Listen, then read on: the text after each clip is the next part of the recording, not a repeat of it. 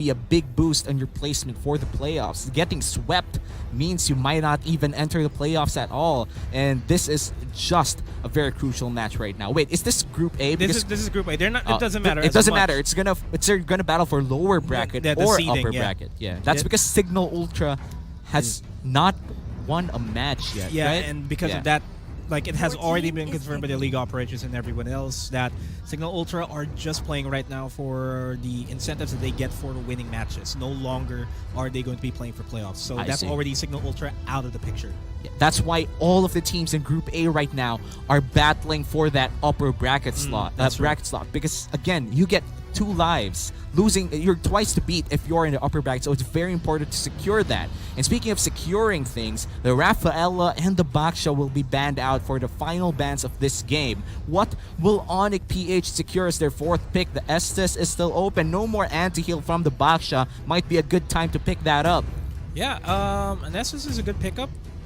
But even more so, Work Auster was actually banning out the Basha would mean they would be eyeing out the SS for themselves. The Ling, they just secure Hate's hero. That's more than enough. We talked about this Ling earlier. Still a lot of assassin picks for ONIC-PH, and they could enter the back line because of these assassin picks. And Tempest of Blades and Finch Boys would definitely help them out. But a Kufra pick, this is going to be interesting. We haven't seen a lot of Kufra from Work Auster Force. The last Kufra pick that we've seen is from Chaknu last week. And Chaknu has been stellar on the Kufra. If anything, Unravel has a lot of shoes to fill on this Kufra pickup. I have yet to see Unravel play a Kufra, so this is his first game. This is the first pickup of a Kufra for Work Auster Force. Well, for Work Auster Force, they have been bringing out a lot of new picks. Last week, they brought out the Sicilian pick, which isn't really something that we see a lot in MPL Season 7, but they still brought it out. For Work Auster Force,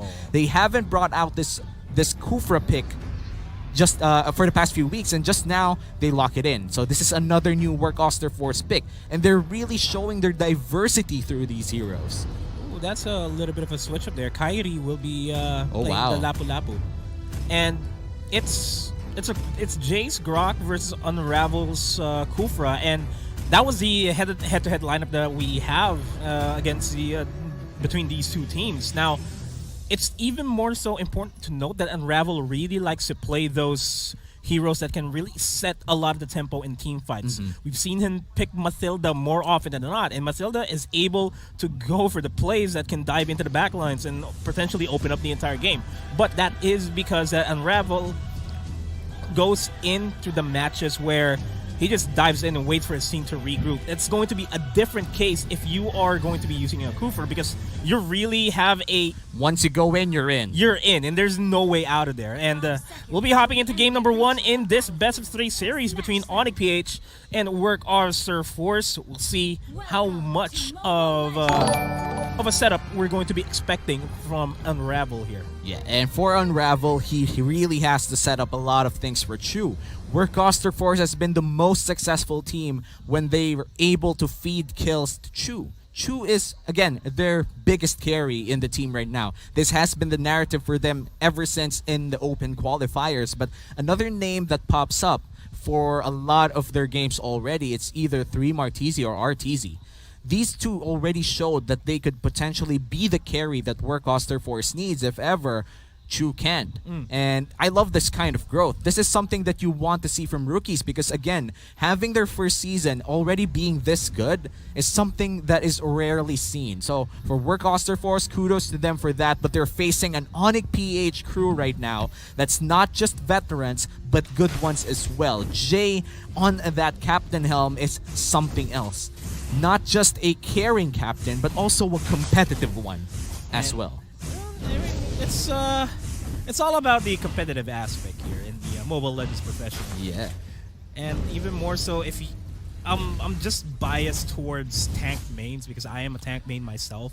So if I see good plays from tanks, I would really call it out. And knowing Jay for the longest time in the MPL, he has been consistent in his tank pickups. Yeah, and consistency is something that tanks really do need, because tanks are the ones that set a lot of things up for their teams. If they're not consistent, it's going to be really hard for the carries to pick up. The core won't be able to survive that much, or the core won't even have a lot of kills to begin with. So far, these teams are just battling it out for some objectives, really small ones. The first major objective would be that turtle fight 40 seconds from now. Yeah, and they're already trying to secure the momentum here for the top lane in order for them to really get the edge on that turtle pick. And meanwhile, we're just actually going to be eyeing out Unravel, see if as soon as he reaches level 4, what type of playstyle he's going to play. Yeah, and look at the Uranus, just cutting the lane, making sure that he gets enough pressure around the lane. This is the power of the Uranus pick, especially against Benedetta. And they're actually trying to eye out a gank over in the top lane. Meanwhile, bottom lane, Jay will force out the Guardian's Bear to give Unravel not much of an easy time for himself, but Chu is already cutting out the waves as well, getting priority over the turtle, and all Unravel and RTZ needs to do is rejoin the fight, because ONIC-PH, they are going to be joining in on this potential fight. Unravel is charging up the revenge. Dilar is the target here for 3 Martizi and Chu in the top lane, and they might just be able to zone them out. Jay getting a chunk of a lot of the damage, and the flame shot from Arteezy will secure that kill. That's the first blood of the game. But Kyrie, I think he would want to retaliate for his team. He does have the Tempest plays available. Arteezy falls down. Here comes the Fettered Airstrike. They are zoning out the members from Work Osterforce from securing the turtle. That's already falling into the hands of Chu, and 3 Martizi is stuck between a rock and a hard place. Dilar already low in HP. Chu's going to be joining in on the fight. Here comes the Rhapsody. And here comes the... Not really, not yet. He's going to be throwing out the Rhapsody right now. Gets the kill onto Hay, but it's actually 3 Martizi that secures that. And Dilar and Jay, they are going to be leaning on over towards this top lane jungle. Well, it is going to be a 2-for-2, but the turtle goes for the side of Work Osterforce and the first blood as well. That's why we see a slight gold lead inside of Work Osterforce. Again, the turtle plus the first blood, they definitely won that trade. And in the bottom lane, a 1v1, Yaknu will be able to dodge out a lot of that Feathered Airstrike, but so far, in terms of poking, Kosei has been very good in damaging that Lunox. And you can't blame him, because the Farsa has far more superior range than the Lunox, so there's really nothing much that Yaknu can do there in the side lanes until he gets help from ONIC. Meanwhile, 60 seconds until the next turtle. Work Osterforce, they're working on the priorities on all the lanes in the top and in the mid lane. Meanwhile, it's Unravel already level 4, looking for an opportunity to get a gank. Kosei will be using the wings by wings to get away. Yeah, you don't want to be in that type of range against the Lunox. The Lunox pick is definitely one of the more, let's just say, painful mages in that type of range. Again, darkness plus brilliance. That's not a lot of counterplay that you could do with that. Man, I just saw Unravel pop his ultimate. Didn't catch anybody, as Jay goes for the wild charge. He gets a bunch of the damage from Chu with the Rhapsody. He has a Death Sonata available. One more. Well, force the flicker out and makes it out alive. Almost dying to the Death Sonata there. And this is what you want to see. The aggression coming in. Feathered Airstrike plus Death Sonata. Not a lot of people could survive that, especially in the early game. The trick here is to just land those bullets. It's going to be hard, especially burning the flicker as well. Lar trying to escape. Goes for the Electro Final Blow, but 3 Martizi finds him out, but... yeah, this will definitely be a kill. Arteezy is looking for an opportunity. Already throws the flame shot, but he's not really low on HP. And 3 Martizi is just going to be tanking this. Eye for an Eye is available here. They're juggling it.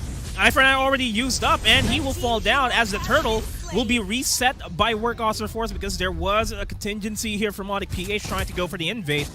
And then once again, it is complete back off, but they gotta fear Arteezy though, because his Yin-Yang Overturn will be up in a couple of seconds, and that's something that they will have to take in consideration, because Kyrie and Jay, they're already inside. Turtle will be secured by Work Osterforce. Here comes the Tempest of Flakes being thrown out, and it's not really catching anybody, but beautiful Gorgeous Barrier by Jay, but it's not really converting into any kills. Unravel already low on HP, and Dilar will go for the Electro Final Blow. The Rage actually connects, but it's not enough. What a great all-in coming in from Lar here. Electro Final Blow finds 2, gets 2 with a first kill as well, and Benedetta just cash grabbed a lot of things there. Even if the turtle went to the side of Work Osterforce, they will be trying to take down this turret, but it won't be enough. Arteezy successfully defends him by himself. And man, we're slowly seeing the team fight scenario from Work Author Force here. As far as I'm concerned, I'm seeing Unravel use his rage and revenge only to ensure the safety of his team, which is completely different from the playstyle that he has been doing on the Mathilda. Well, a very different playstyle as well from the Chaknu specialty that we see, especially last week. But here comes the first engage that's offensive.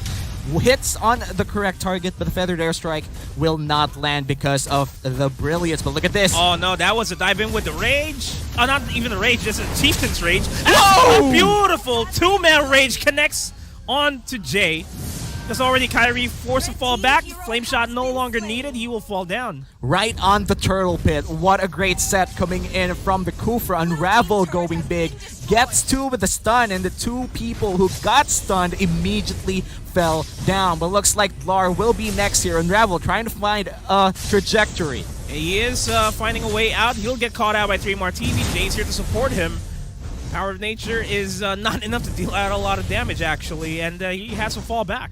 Yeah, and right now, 3 Martini is untouchable. 2-0-2 on this Uranus. It's really hard to kill a Uranus that's very tanky and very fed at this point, especially if you're a Benedetta. You deal a lot of AoE damage with the Sword and 10 and other stuff like that, but look at this, Kosei all alone.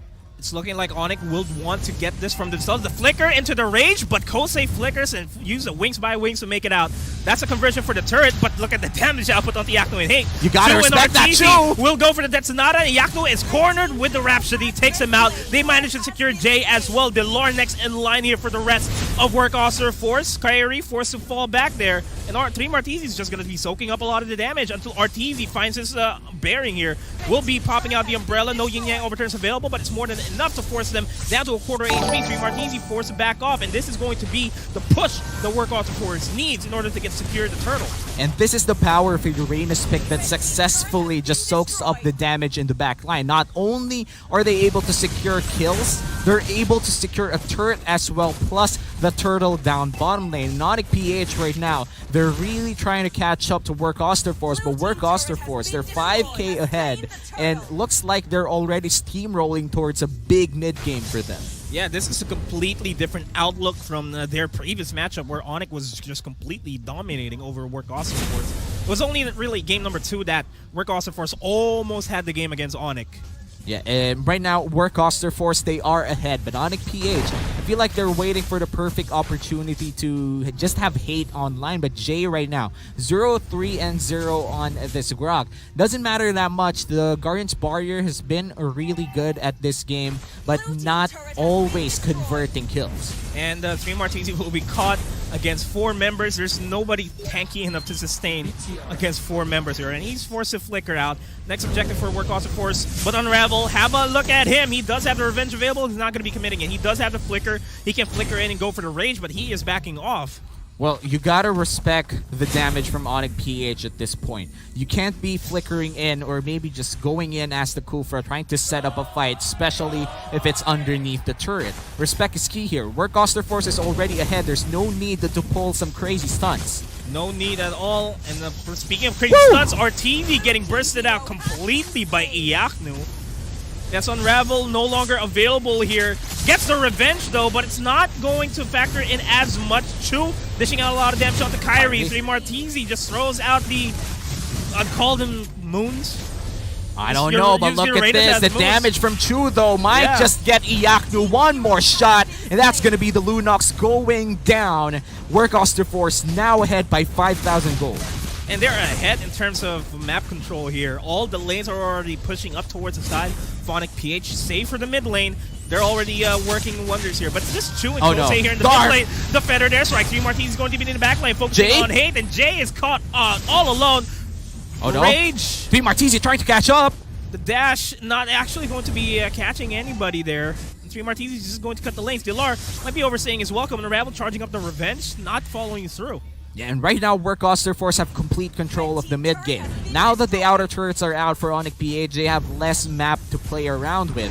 The Lord is already up. It's not yet the Luminous Lord, but Work Oster Force, if they're able to secure that Lord, it's going to be even better for them because it's going to push down on the gold lane, which means they could potentially get that inhibitor turret and eventually secure more control around the purple buff area of ONIC-PH. That's what Work Oster Force wants, but they can't get it just yet. ONIC-PH is still inside this game. One more big fight that Work Oster Force might win, they might be able to secure that Lord. Yeah, it's not the biggest of leads that Work Oster Force has against ONIC-PH, because as soon as we reach the 40k, 50k gold that both of these teams have, it's no longer going to be a factor, because by then the junglers will already have their main items. Everybody else will have majority of their build already built up, and it's all about the positioning from then onwards. But speaking of positioning, they're positioning themselves right here in the middle, looking for an opportunity. Electro Final Blow! Why would you do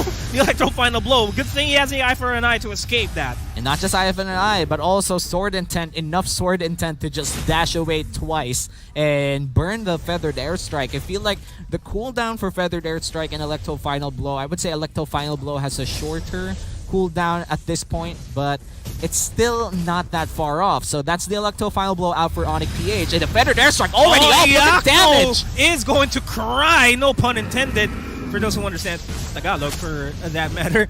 Will be taken out as Dilar gets taken out by 3 Martisi. The revenge is actually connect, and that's a big opening the Work Oster Force wants. Yeah, and Hate finally goes down here. 1, 2, and 4 on the lane. And right now, ONIC-PH, they're losing control of this Lord take for Work Oster Force, and I feel like they won't even contest this. The Lord will be free. Already a Luminous Lord. It's 12 minutes and 30 seconds, and this is going to be massive for Work Oster Force. It will push down in gold lane, or possibly mid lane. Actually, no, it's going to go down in gold lane, and this might mean an immediate inhibitor turret. It has to be. Lord will be marching on over towards the bottom lane, mid lane, and top lane is about to be pushed out by Work Oster Force. So a lot of sieging potential for themselves, but they have to worry about Hate's positioning though. Yeah, they really have to worry with Hate's positioning. The last fight, Hate went on the backside in front of the Granger. As a Ling, you want that. You want to be able to fight a marksman head on, but the problem is, Chu is 3-1 and 5. That Rhapsody will hurt like a truck, and right now, going in on front of the marksman is not a smart idea.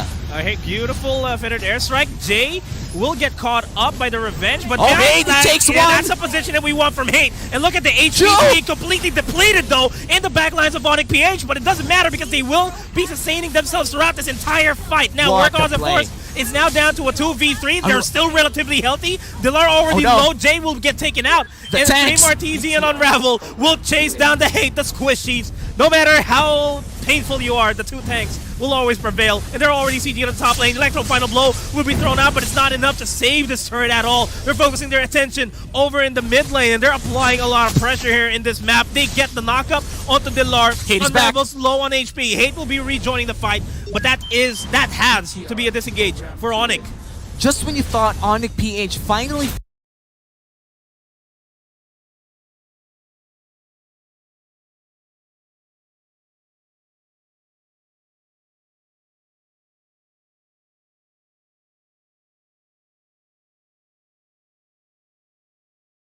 found the fight that they would have won, for some reason 3 Martisi and Unravel found more opportunities with the health that they have. Yes, the backlines were completely destroyed by ONIC-PH. RTZ immediately gone. Chu and Kosei are down, but also look at this! They get Hate! That is a big pickup from Work Oster Force, and now they don't have much damage to go up against the Work Oster Force lineup here. 3 Martins just gonna need to soak up the damage. The Yaku's already low HP. No! The Yin Yang overturn has already been complete. Low HP! And now Kairi will not be able to go for the Chieftain's Rage. Will get taken out, and Dilar is gone. This is the game 1. Yeah, game 1 looks to be a wipeout for Work Oster Force. The turrets are out. They're going in. They have 1 lone minion. They're just doing it again with a TP from Work Oster Force as they secure game 1 of this best of 3 series against ONIC Philippines. And that's a completely different look from their previous matchup. It is a dominant play Definitely a dominant play, and look at those people right now just having fun inside their boot camp. And this winning moment is brought to you by Oppo A94. And what a game that was, right? Looking at that game, you thought it was anybody's game during the early game, which is true.